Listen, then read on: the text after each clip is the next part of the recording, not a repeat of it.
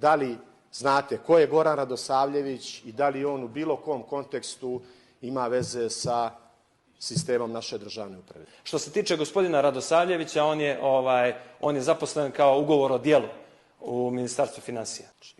Ministre finansija, tačno je da je zaposlen na ugovor o djelu. A znate koliki mu je ugovor? Evo ga ispred mene. 3.000 eura mjesečno. Da.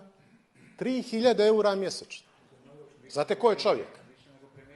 Čovjek koji ima i politički pedigre. Koji je vrlo aktivan u jednoj političkoj strukturi u Srbiji. Dakle, i vi ste, pored sve priče, ministre Spajiću, o smanjivanju troškova, zarada, optimizacije i tako dalje, od 1.3. ugovor gospodinu Radosavljeviću, čini mi se da od 1.3. dakle, je 3.000 eura. I bojim se da taj ugovor nije jedini. To ću da provjerim.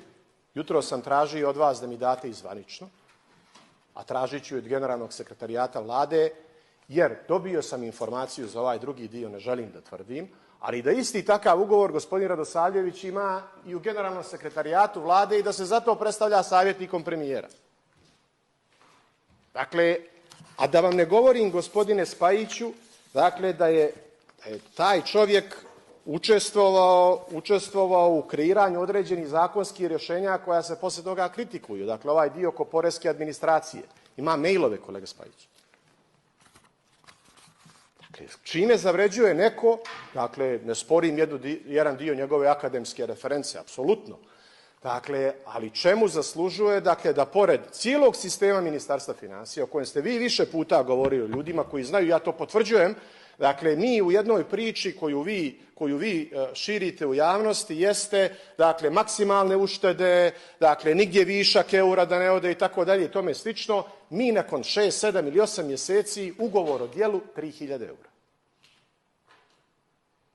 Nije taj pristup nešto što, i posebno sam vas pitao u kontekstu, i to ću dalje da pratim, jer taj čovjek, znate gdje radi? Znate li gdje radi, gospodin Radosavljević? I zato sam vas ja pitao vezano za markiranje naftnih derivata. Radi u NIS-u. Čovjek radi u NIS-u i ovdje ima jedan lijepi honorar od 3.000 eura i posebno ga interesuje markiranje goriva, zamislite. I zato to i kasnije ovoliko, kolega Spajiću, jer kolega Bojanić ipak to želi malo na drugačiji način da uredi.